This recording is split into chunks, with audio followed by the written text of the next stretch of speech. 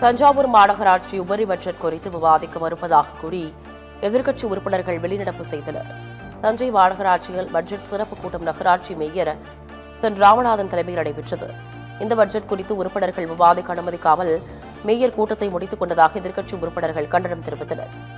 மாநகராட்சியில் வளர்ச்சித் திட்டங்கள் செயல்படுத்தப்படுவதாக மாய தோற்றத்தை மேயர் ஏற்படுத்துவதாகவும் தெரிவிக்கின்றனர். ஆண்டறிக்கை புத்தகத்தில் கூட முறைகேடு நடைபெறுவதாக குற்றம் சாட்டியுள்ளனர். தொடர்ந்து 5 ஆண்டுகளாக உபரி பட்ஜெட் தாக்கல் செய்யப்படுது அப்படின்னு சொல்லி தஞ்சாவூர் மாநகராட்சியில் இன்றைக்கு உபரி பட்ஜெட்டாக தாக்கல் செய்தார்கள். இந்த பட்ஜெட்டை பற்றி எதிர்க்கட்சி உறுப்பினர்களும் ஆளுங்கட்சி உறுப்பினர்களும் அதை விவாதிப்பதற்காக விவாத பொருளாக எடுத்துக்கொள்ளணும். அதுதான் மரபு.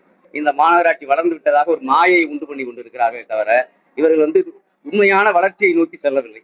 இதையெல்லாம் விவாதத்திற்கு எடுத்துக்கொள்ள வேண்டும் அப்படின்னு சொல்லி நாங்கள் கேட்கும் பொழுது எங்களுக்கான வாய்ப்புகள் மறுக்கப்படுது. இன்னைக்கு இந்த கையேடாக கொடுக்கப்பட்டிருக்கு இல்லையா, இந்த புத்தகத்தை அச்சடிப்பதற்காக ஒரு புத்தகத்தின் விலை 5000 ரூபாயாக நிர்ணயிக்கப்பட்டு இந்த புத்தகத்திலேயே ஊழல் செய்திருக்கக்கூடிய இந்த மாநகராட்சியை மக்களிடத்தில் கொண்டு போய் சேர்க்க வேண்டிய கடமை எங்களிடத்தில் இருப்பதை காரணத்தால் இன்றைக்கு இந்த கூட்டத்தை புறக்கணித்து நாங்கள் வெளிநடப்பு செய்து எங்களுடைய எதிர்ப்பை பதிவு செய்கிறோம்.